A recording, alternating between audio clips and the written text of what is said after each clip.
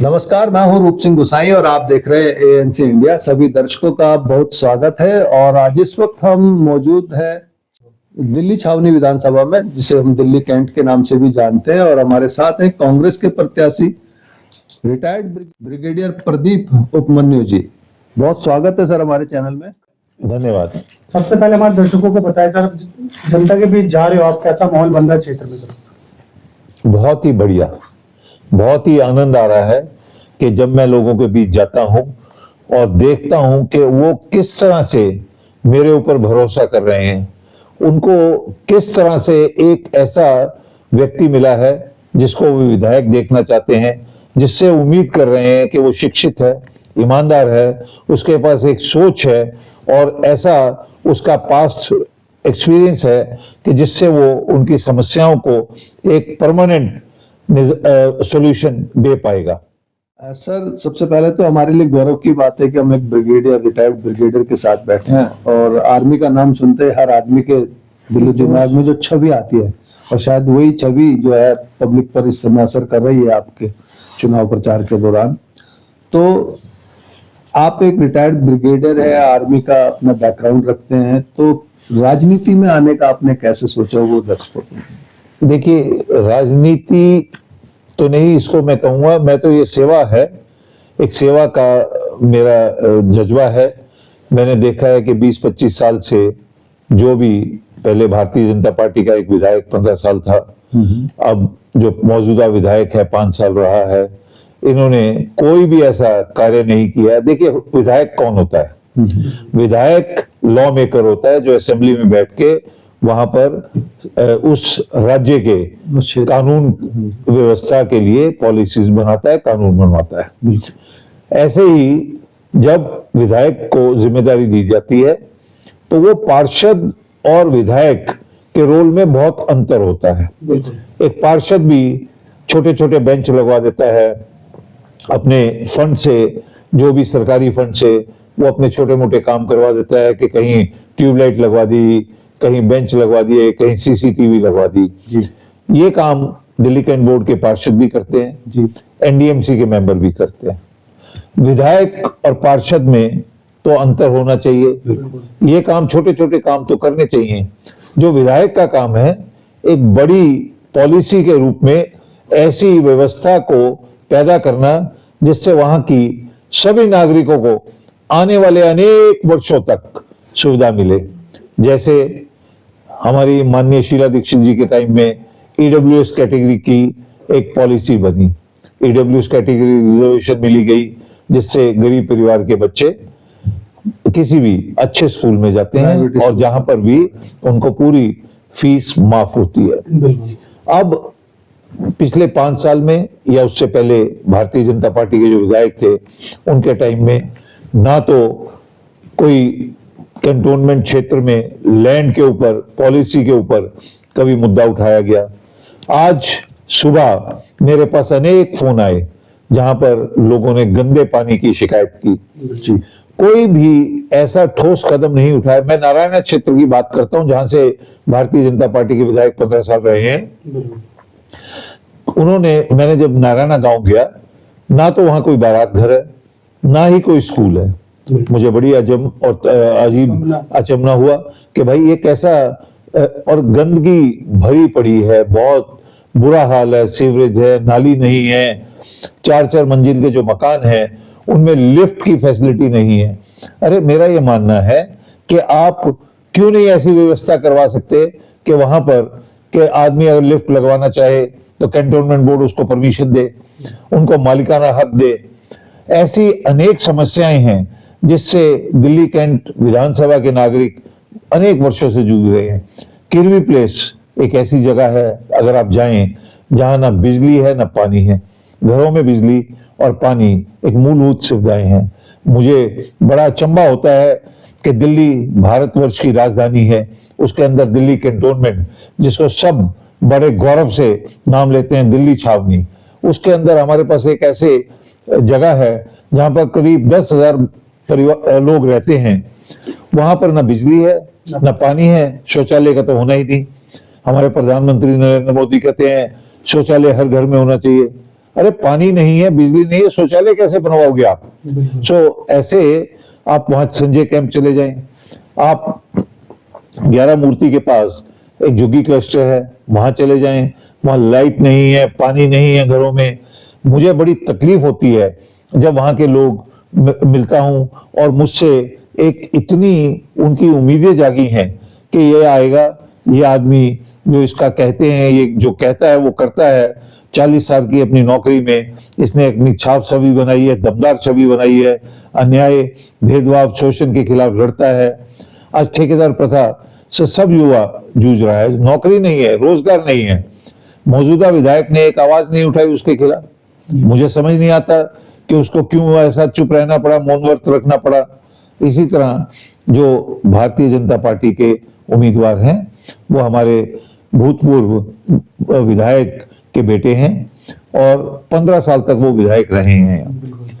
तो मैं सिर्फ इसी बात पे एक मुद्दे पे लड़ रहा हूं कि जो इन्होंने पिछले 5 साल में काम किया है, या भारतीय जनता पार्टी के उम्मीदवार ने, उनके पिताजी ने 15 साल में काम किया है, वो अपना बताएं कि यहाँ पर क्या पॉलिसी बनवाई है, लैंड के लिए उन्होंने क्या किया है, लीज प्रॉपर्टी के लिए क्या किया है, सीएफ प्रॉपर्टी का मालिकाना हक दिलवाने के लिए क्या किया है, गांव को सिविल एरिया नोटिफिकेशन के लिए क्या किया है, किरवी प्लेस में बिजली पानी शौचालय के लिए क्या किया है, संजय कैंप, विवेकानंद कैंप और अन्य कैंप के लिए क्या किया है, मोतीबाग, बाकी गवर्नमेंट फ्लैट्स में कि रेगुलर मेंटेनेंस हो, उनके यहाँ कोई दिक्कत ना हो, उसके लिए उन्होंने क्या किया है। मैं तो उनको विनती करूंगा कि आए स्टेज पे और आके स्टेज पे एक डिबेट करें और बताएं लोगों को कि उन्होंने 5 साल में क्या किया है या 15 साल में क्या किया है। मौजूदा विधायक तो जहां मैं जाता हूं वो पता लगता है कि 5 साल में उसने कहीं गया ही नहीं। आज एक पर्चा उन्होंने निकाल रखा है जो मैंने 3-4 दिन पहले देखा है, जिसमें लिखा है कि मैंने 2 बेंच लगवाए, एलईडी लगवाई। अरे भाई, ये काम तो निगम पार्षद भी करता है। एमएलए फंड खत्म होना तो एक अनिवार्य प्रोसेस है जो 31 मार्च को आपको इंजीनियर्स या एम्प्लॉय बताता है कि साहब ये फंड खत्म करना है, इसमें ये काम कर लीजिए, वो काम कर लीजिए। अगर आप नहीं भी करते तो उससे किसी को नुकसान नहीं होता। आज कोई ऐसा लंबा फायदा नहीं हुआ। हम उन पॉलिसीज की बात कर रहे हैं जो हमें और हमारी जनरेशंस को आने वाले वक्त तक प्रभाव करेंगी, हमारे को फैसिलिटी देंगी। वो है लैंड के ऊपर पॉलिसी बनना, मकानों का मालिकाना हक मिलना, हर ऑक्युपायर को मकान को मालिका हक मिलना। उसके बाद हमारे यहाँ हॉस्पिटल है, हॉस्पिटल में जो एम्प्लॉयज रिटायर होते हैं उनको कोई फैसिलिटी नहीं है।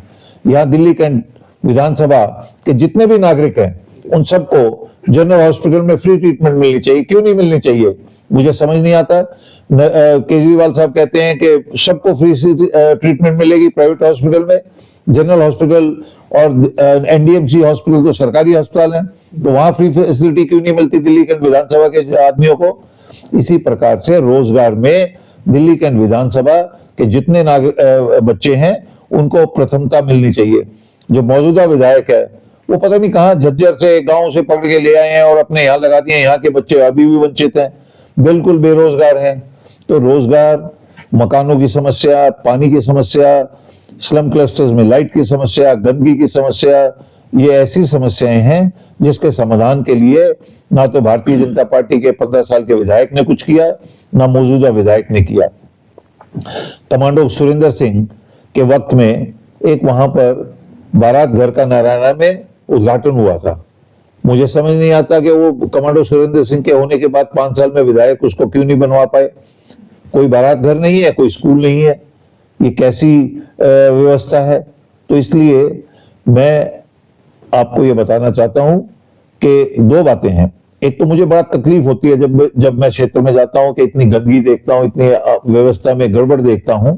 दूसरा, मुझे बहुत खुशी मिलती है, आनंद मिलता है, क्योंकि लोगों को एक ऐसा विधायक मिलने की उम्मीद है जिसपे वो विश्वास कर पाए हैं। बिल्कुल सर, आम जनता हर बार चुनाव में पार्टियों के बहकावे में आ जाती है, चिकनी चुपड़ी बातों में आ जाती हैं, और आप जिस तरह से इतनी गहराई से जो जनता की जो सही मायने में जो पीड़ा है उसको समझ करके पर्सनल लेते हुए आप किसी पार्टी की तरफ नहीं देख रहे कि मैं कांग्रेस का हूं या बीजेपी किसने क्या करा क्या नहीं करा, लेकिन जो इतनी पीड़ा जो आपके दिल में दर्द है, क्या जनता इस दर्द को समझ पाएगी? देखिए, मैं तो उनको 2 एग्जाम्पल देता हूं कि आप फौज में कितने भी बढ़िया हथियार खरीद लें, कितने महंगे हथियार खरीद लें, अगर उस हथियार को चलाने वाला इंसान ट्रेन नहीं है, समझदार नहीं है, तो वो हथियार बेकार है। बिल्कुल इसी तरह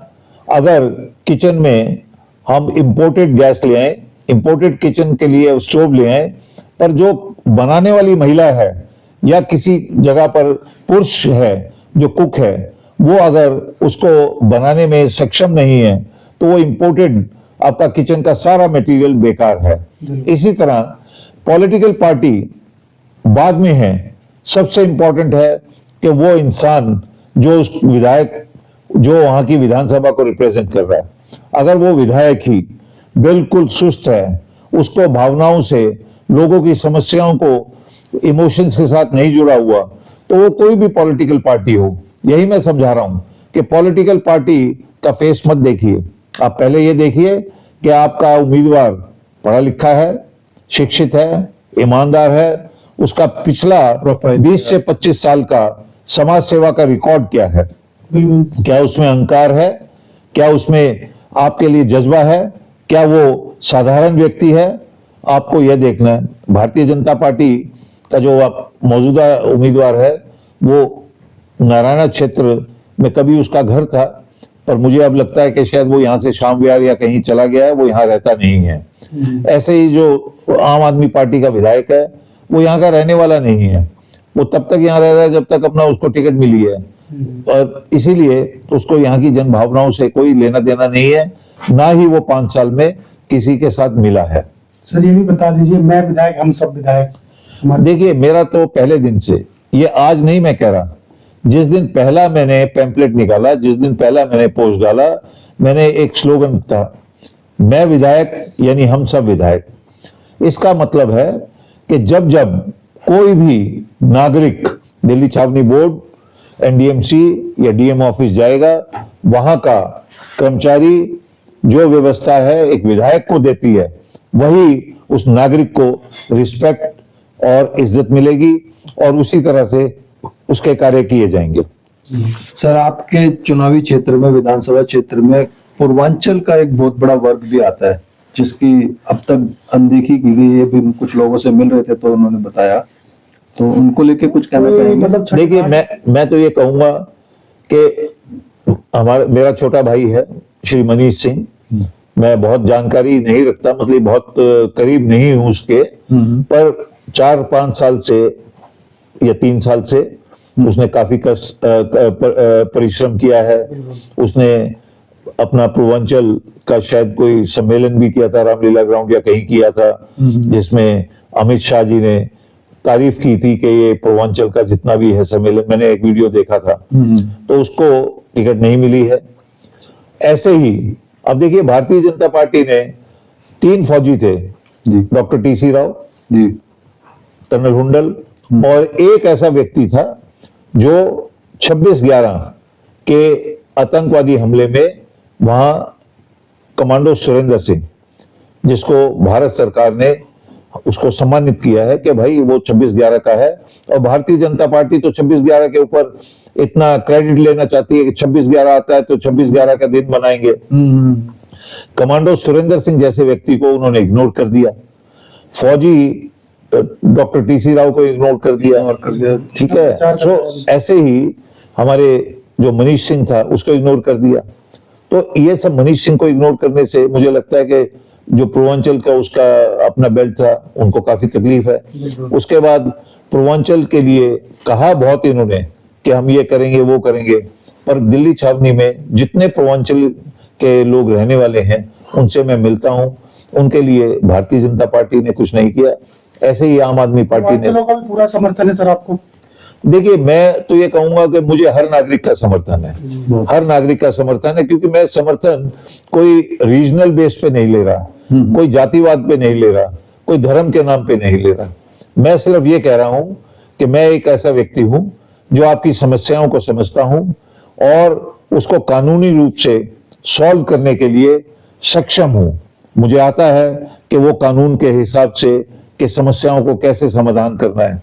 मेरी सोच है, मेरी लगन है, मेरा जज्बा है और मुझे उस पर निरंतर बिना थके काम करने का इरादा है, एक दृढ़ निश्चय है।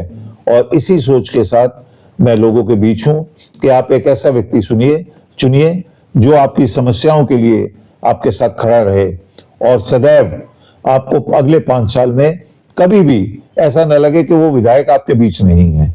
इस सोच से जा रहा हूं मैं, किसी धर्म, जाति या किसी एरिया वाइज से नहीं जा रहा। जी सर, पब्लिक की समस्याएं तो आप सुन ही रहे हैं और तमाम समस्याएं क्षेत्र में या कहें कि पूरी दिल्ली में है, लेकिन एक कैंडिडेट होने के नाते, क्योंकि कैंडिडेट को भी अपनी कई समस्याएं होती हैं जब वो क्षेत्र में जाता है, तो किस तरह की समस्याएं आपको आती हैं अपने? देखिए, मैं तो बहुत साधारण सा व्यक्ति हूं। मैंने अपने 3 महीने जो चुनाव है वो ई रिक्शा में लड़ा है। मैं गाड़ी में चलता ही नहीं, ई रिक्शा में बैठता हूँ, जहां मर्जी ई रिक्शा से उतरा, लोगों से मिलने चला गया। तो मेरे को कोई ऐसा बहुत कहते हैं ना तामझाम चाहिए। मुझे लोगों ने कहा कि कम से कम 2 गाड़ी साथ चलाओ, 3 गाड़ी साथ चलाओ। मेरे को वो कोई शौक नहीं है, ना मेरे को कोई ऐसी आदत है। मैं अपना साधारण सा व्यक्ति हूँ और अपना बिल्कुल सिंपल तरीके से, मुझे लोग कहते हैं 25-30 आदमी हर वक्त आपके साथ जलवा होना चाहिए, मुझे ऐसा कुछ नहीं करना, क्योंकि दिखावट मैं नहीं करता। क्योंकि जो मेरे साथी हैं वो अपने अपने क्षेत्र में बिजी हैं, चाहे 2 हैं, चाहे 4 हैं, चाहे 10 हैं। मैं उनको, किसी को नारायणा जाना है तो झरेड़े वाले को अपने साथ बुला लूं, वहां जाना है तो वहां से बुला लूं, मेरे को कुछ नहीं करना। सदर बाजार के लोग अपने सदर बाजार में काम करें, गोपीनाथ के आदमी गोपीनाथ में काम करें, ऐसे ही हर क्षेत्र के लोग अपनी अपनी जगह काम करें। और मैं अपने एक आधे साथी के साथ सब क्षेत्र में घूमता हूँ, मुझे कोई तकलीफ नहीं हो रही और आनंद आ रहा है कि मैं लोगों के बीच जा रहा हूँ, उनकी समस्याओं को समझ रहा हूँ और उनकी समस्याओं को निवारण करने के लिए और दृढ़ संकल्प ले रहा हूँ। एक बात यहाँ पर मैं अपने दर्शकों से कहना चाहूंगा कि एक विधायक जैसा होना चाहिए वो खूबियां उपमन्यु जी में है, क्योंकि अभी जो इन्होंने हमें समय दिया था अपने व्यस्त कार्यक्रम को छोड़ करके और अभी अकेले ऑटो में आ गए सिर्फ इसलिए कि हमें समय दिया है तुमसे बात करने के लिए, एक बहुत बड़ी बात है। और मैं चाहूंगा कि ऐसे ही व्यक्ति को चुनना चाहिए जनता को, ताकि उनके 5 साल जो है उनके कामकाजों के लिए हो और जिन उम्मीदों के साथ एक प्रतिनिधि चुना जाता है तो वो प्रतिनिधि उनका वैसा हो। तो मैं तो बस इतना ही कहूंगा कि एक ऐसे ही व्यक्ति को सपोर्ट करें, अपना पार्टी ना देखें, पार्टी से, राजनीति से ऊपर हट करके जब आप सोचेंगे, जब ऐसे व्यक्ति को मत देंगे अपना, तो जरूर कहीं ना कहीं बदलाव आएगा और उस बदलाव की बहुत जरूरत है। मैं सिर्फ अंत में यही कहना चाहूंगा कि आप राजनेता नहीं चुन रहे मुझे चुन के, आप एक साथी को चुन रहे हैं जो आपका साथी आपके साथ सदैव खड़ा रहेगा। जनहित मेरा प्रथम सोच है और वो सदा रहेगी। जय हिंद, जय भारत। बहुत बहुत धन्यवाद सर, आपने समय निकाल कर हमसे बात की, शुक्रिया धन्यवाद। और आपका धन्यवाद बहुत बहुत, हमें समय दिया। और मैं अपने दर्शकों से कहूंगा कि पूरी बातें आपने सुनी, इन सब बातों को लेकर के आपके जो भी सुझाव हो, जो भी विचार हो, हमारे से जरूर साझा कीजिएगा। नमस्कार, धन्यवाद, जय हिंद, जय भारत।